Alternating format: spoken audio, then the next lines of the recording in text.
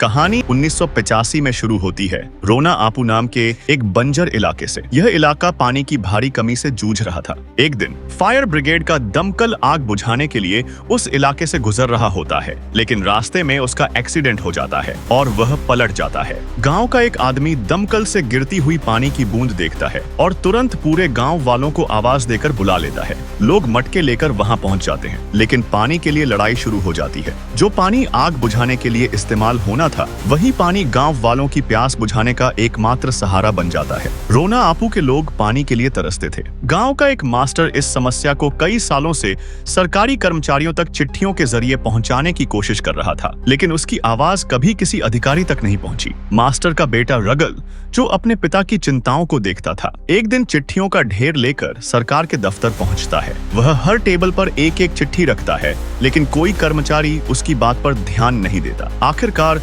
रगल गुस्से में दफ्तर के अंदर बम रख देता है और आम लोगों को बाहर निकालकर दरवाजा बंद कर देता है। दफ्तर में बड़ा धमाका होता है, जिसमें कई सरकारी कर्मचारियों की मौत हो जाती है। रगल को तुरंत गिरफ्तार कर लिया जाता है। कोर्ट में रगल कहता है, अगर किसी ने मेरे पापा की चिट्ठियों पर ध्यान दिया होता तो मुझे ऐसा करने की जरूरत नहीं पड़ती। हालांकि कोर्ट मानता है कि रगल का मकसद भले ही सही था, लेकिन उसका तरीका गलत था। उसे 20 साल जेल की सजा सुनाई जाती है। जेल में रगल अकेला पड़ जाता है, कोई भी उससे दोस्ती नहीं करता। अंततः रगल किताबों को अपना दोस्त बना लेता है। अगले 20 सालों में वह जेल में पढ़ाई करके एक वकील बन जाता है। दूसरी ओर रगल के किए गए धमाके के बाद उसकी चिट्ठियों की आवाज सरकार तक पहुंच जाती है। सरकार रोना आपू में पानी पहुंचाने के लिए पाइपलाइन बिछाने का आदेश देती है, लेकिन पाइपलाइन की खुदाई के दौरान गांव वालों की किस्मत बदल जाती है। उन्हें जमीन के नीचे से मिनरल आयरन ओर मिलता है। एक बड़े बिजनेसमैन को यह खबर मिलती है। वह पूरे इलाके को अपने नियंत्रण में लेकर वहां स्टील फैक्ट्री डालता है और अवैध खनन शुरू कर देता है। अगले 20 सालों में रोना आपू की छवि पूरी तरह बदल जाती है। गांव, जो कभी बंजर था, अब माइनिंग और फैक्ट्रियों के कारण एक औद्योगिक केंद्र बन चुका था। 20 साल की सजा पूरी करने के बाद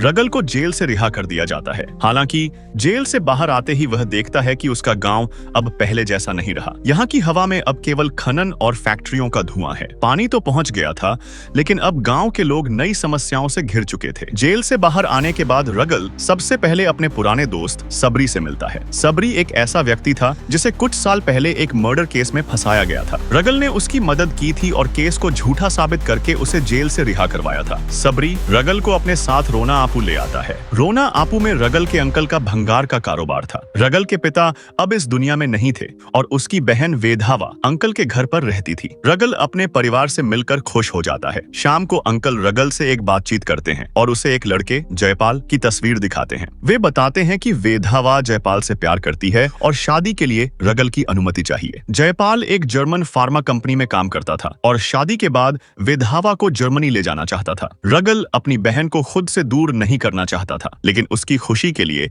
वह इस शादी के लिए राजी हो जाता है। अगले दिन रगल भंगार की दुकान के एक छोटे से केबिन की सफाई करवाता है और वहीं से अपनी लॉ प्रैक्टिस शुरू करता है। वह गांव वालों के लिए केस लड़ता था और फीस के रूप में जो भी लोग दे सकते थे वह ले लेता था। गांव के गवर्नमेंट हॉस्पिटल में डॉक्टर वैशाली काम करती थी। एक दिन वह देखती है कि बिलिंग काउंटर पर एक आदमी पैसे न होने के कारण अपनी घड़ी गिरवी रख रहा है। यह देखकर वह कैशियर को डांटती है। कैशियर उसे बताता है कि वह घड़ी उस आदमी की नहीं बल्कि रगल की है। रगल गरीब मरीजों के लिए समय से अपनी घड़ी गिरवी रख देता था ताकि उनका इलाज हो सके। रगल के आदमी आकर बिल चुका देते और घड़ी वापस ले जाते। यह सुनकर वैशाली रगल से प्रभावित हो जाती है। वह घड़ी लेकर रगल के पास जाती है और उसे वापस करते हुए कहती है, आज के बाद घड़ी भेजने की जरूरत नहीं, आपका नाम ही काफी होगा। वैशाली रगल के इस स्वभाव से इतना प्रभावित हो जाती है कि उसे उससे प्यार हो जाता है। एक दिन वर्धा नाम का एक मजदूर रगल के पास मदद मांगने आता है। वर्धा रोना आपू के 2000 मजदूरों का नेता था, जो पिछले 12 सालों से परांडे स्टील फैक्ट्री में काम कर रहे थे। फैक्ट्री प्रबंधन मजदूरों को न तो इंश्योरेंस देता था न बोनस। रहने के लिए जो क्वार्टर दिए गए थे उनमें भी बुनियादी सुविधाओं की कमी थी। वर्धा मजदूर यूनियन बनाना चाहता था ताकि मजदूरों को उनका अधिकार मिल सके, लेकिन जब उसने प्लांट मैनेजर खंडे के सामने मजदूरों को इकट्ठा किया और यूनियन के पेपर पर साइन करने की बात की तो खंडे के खास आदमी घट्टा ने एक मजदूर का हाथ काट दिया। वर्धा ने पुलिस में शिकायत करने की कोशिश की, लेकिन पुलिस ने FIR दर्ज करने से मना कर दिया। गांव के किसी भी वकील ने उनका केस लड़ने से इनकार कर दिया। आखिरकार वर्धा ने रगल से मदद मांगी। रगल वर्धा की पूरी बात सुनकर उसे एक योजना बताता है। रगल के कहने पर वर्धा एक बार फिर से मजदूरों को इकट्ठा करता है और यूनियन बनाने के लिए पेपर साइन करवाने की कोशिश करता है। जैसे ही मजदूर साइन करने लगते हैं, घट्टा तलवार लेकर वहां आ जाता है और वर्धा की गर्दन काटने की कोशिश करता है, लेकिन ठीक उसी समय पुलिस फोर्स मौके पर पहुंच जाती है। रगल ने पहले ही घट्टा के खिलाफ मजदूर का हाथ काटने के मामले में गिरफ्तारी वारंट जारी करवा दिया था। साथ ही उसने वर्धा को एक पेन कैमरा दिया था जिसमें पूरी घटना रिकॉर्ड हो रही थी। जब पुलिस घट्टा को गिरफ्तार करने लगती है तो खंडे और फैक्ट्री प्रबंधन के पास कोई विकल्प नहीं बचता। घट्टा को गिरफ्तार कर लिया जाता है और रगल इस मामले में मजदूरों के लिए एक बड़ी जीत हासिल करता है। रगल की मौजूदगी में सभी मजदूर यूनियन के पेपर्स पर साइन कर देते हैं। रगल खुश होकर वापस अपने घर लौट आता है और अपने काम में लग जाता है, लेकिन इस बीच फैक्ट्री मालिक परांडे को पता चलता है कि फैक्ट्री में यूनियन बन चुकी है और मजदूर अपनी मांगों को लेकर धरना दे रहे हैं। परांडे, जो अपने बिजनेस में यूनियन के खिलाफ सख्त था, तुरंत रोना आपू आता है। वह सभी 2000 मजदूरों को नौकरी से निकाल देता है और उनके रहने के घर भी छीन लेता है। मजदूर और उनके परिवार बेघर हो जाते हैं। रगल उनकी यह स्थिति देखकर उन्हें अपने भंगार के गोदाम में ले आता है। वह उनके रहने के लिए टेंट लगवाता है और उनके लिए कोर्ट में केस लड़ता है, लेकिन अदालत में वह यह केस हार जाता है। रगल कई बड़े बिजनेसमैन के पास जाकर मजदूरों के लिए काम की व्यवस्था करने की कोशिश करता है, लेकिन उसे कोई सफलता नहीं मिलती। मजदूर अपनी परेशानियों से घिरे रहते हैं। इसी दौरान एक मजदूर अपनी जमीन बेचने के लिए रजिस्ट्रार के पास जाता है, लेकिन रजिस्ट्रार उसे बताता है कि उसकी जमीन पहले ही किसी और को बेची जा चुकी है। यह सुनकर वह मजदूर रगल के पास आता है और उसे अपनी परेशानी बताता है। रगल इस मामले की तहकीकात करता है और पता चलता है कि न केवल एक मजदूर बल्कि कई मजदूरों की जमीन परांडे स्टील के नाम पर ट्रांसफर हो चुकी है और मजदूरों को इसका कोई अंदाजा भी नहीं था। रगल को शक होता है कि मजदूरों से धोखे से ब्लैंक पेपर्स पर साइन करवाए गए होंगे। रगल कोर्ट में परांडे स्टील के खिलाफ केस फाइल करता है। सुनवाई के दौरान परांडे का वकील 2 मजदूरों चंद्रप्पा और वीरू पक्षी को कटघरे में बुलाता है। वह कोर्ट को बताता है कि इन मजदूरों के जमीन के कागजात में सर्वे नंबर गलत है। मजदूर यह बात तुरंत स्वीकार कर लेते हैं। परांडे का वकील इस तर्क के साथ कहता है कि जो मजदूर अपनी जमीन के सर्वे नंबर को इतनी आसानी से पहचान सकते हैं, उन्हें धोखे से जमीन के पेपर्स पर साइन करवाना असंभव है।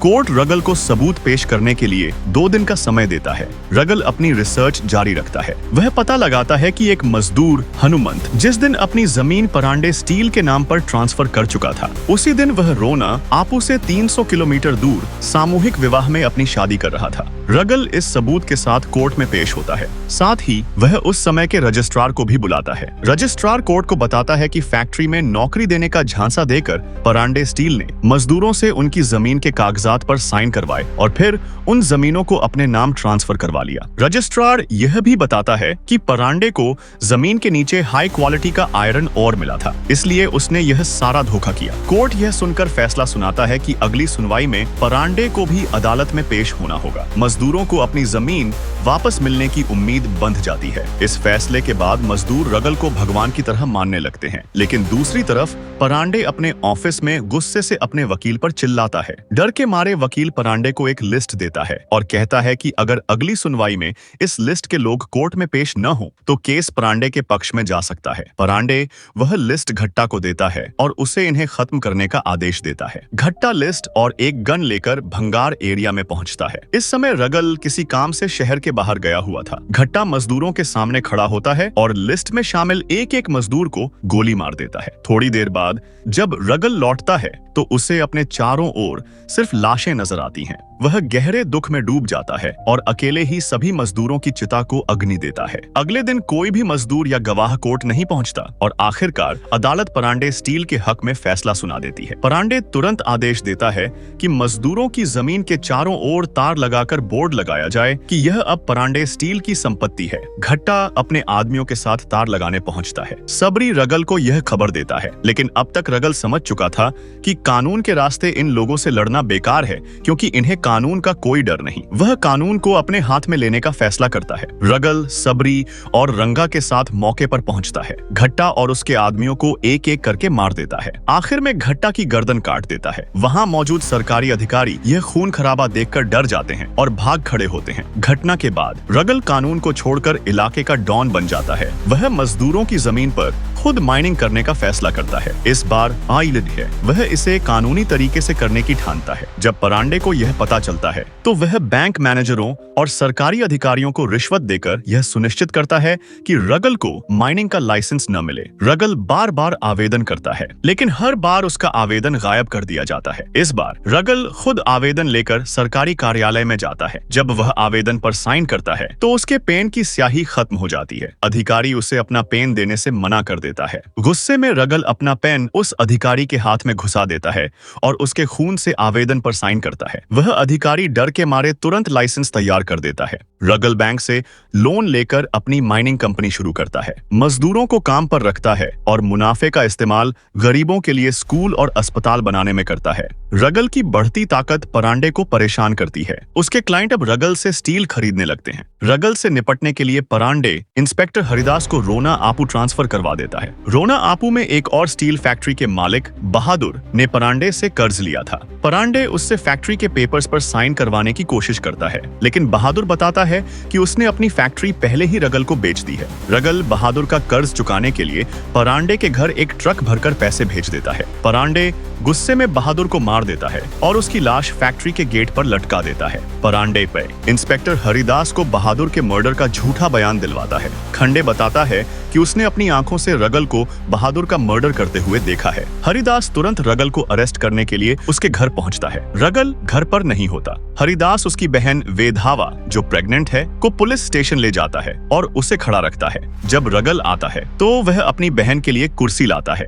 तभी उसका वकील बेल पेपर्स लेकर पहुंचता है। रगल अपनी बहन को पुलिस स्टेशन से बाहर ले आता है, लेकिन हरिदास द्वारा उसकी बहन को हाथ लगाने की घटना रगल को गुस्से से भर देती है। रगल के आदमी पूरे पुलिस स्टेशन को जला देते हैं। रगल अपने परिवार को बहादुर की हवेली में शिफ्ट कर देता है और वहां सुरक्षा बढ़ा देता है। इसके बाद वह खंडे के घर पहुंचता है, उसे मारकर उसकी आंखें निकाल लेता है। रगल परांडे के ऑफिस में पहुंचता है। खंडे की आंखें परांडे की टेबल पर रखते हुए कहता है, इन आंखों ने मुझे वह मर्डर करते हुए देखा था जो मैंने कभी किया ही नहीं। यह कहते हुए रगल परांडे को चेतावनी देता है कि वह उससे दूर रहे। इसे रगल की बढ़ती ताकत के बीच एक दिन रंगा आकर उसे बताता है कि हॉस्पिटल में कई मरीज अचानक मर रहे हैं। रगल हॉस्पिटल पहुंचता है और डॉक्टर से पता चलता है कि यह मौतें जेपी फार्मा, जयपाल की फार्मा कंपनी की घटिया क्वालिटी की दवाइयों के कारण हो रही हैं। हॉस्पिटल का काम वर्धा संभाल रहा था, जो पैसों के लालच में जयपाल के साथ मिला हुआ था। गुस्से में रगल ईठी वर्धा को उन नकली दवाइयों के साथ आग में जिंदा जला देता है। शाम को रगल अपने जीजा जयपाल से मिलता है। जयपाल कहता है, मेडिकल फील्ड में ऐसे एक्सीडेंट्स होते रहते हैं,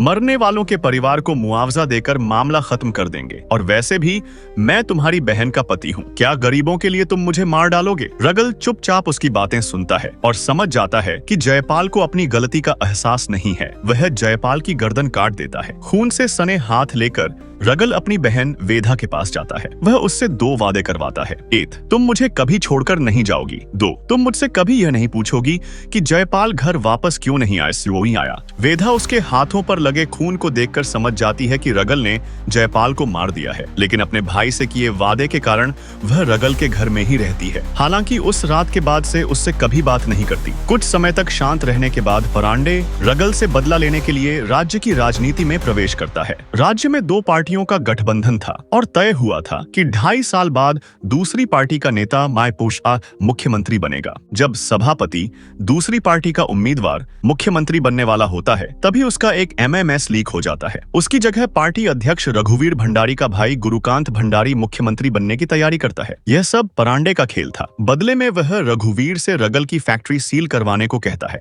फैक्ट्री सील कर दी जाती है और परांडे अपनी जीत का जश्न मनाने लगता है। रगल आखिरी वक्त पर पूरा खेल पलट देता है। वह सभी विधायकों को पैसे देकर सभापति के पक्ष में कर लेता है। सभापति मुख्यमंत्री बनते ही सबसे पहले रगल की फैक्ट्री को दोबारा खोलने का आदेश देता है। रगल का काम फिर से शुरू हो जाता है और वह इलाके पर अपना पूरा नियंत्रण कर लेता है। इसी बीच वैशाली, जो कभी रगल से प्यार करती थी, उससे मिलने आती है। वह कहती है, जब मैंने तुमसे प्यार किया था तुम एक मामूली वकील और नरम दिल इंसान थे, लेकिन अब तुम पूरी तरह से एक गुंडे बन चुके हो। तुम्हें देखकर डर लगता है। यह कहकर वैशाली हमेशा के लिए रगल का साथ छोड़ देती है। अपनी लगातार हार से तंग आकर परांडे खुद रगल को मारने का फैसला करता है। वह अपनी पूरी फौज लेकर रगल की फैक्ट्री पर हमला कर देता है। उसकी फौज मजदूरों पर गोलियां चलाने लगती है। रगल अकेला ही परांडे की पूरी फौज का सामना करता है, एक एक करके सभी को मार देता है और अंत में परांडे को भी खत्म कर अपनी दुश्मनी समाप्त करता है। परांडे की मौत के बाद रघुवीर भंडारी, जो रगल की वजह से अपना भाई मुख्यमंत्री नहीं बना पाया था, उससे बदला लेने की तैयारी शुरू कर देता है। यहीं पर फिल्म खत्म होती है। कहानी आपको कैसी लगी हमें कमेंट में जरूर बताएं। वीडियो को लाइक और शेयर करें और चैनल को सब्सक्राइब करना न भूलें। जल्द ही मिलेंगे एक और नई वीडियो के साथ। धन्यवाद।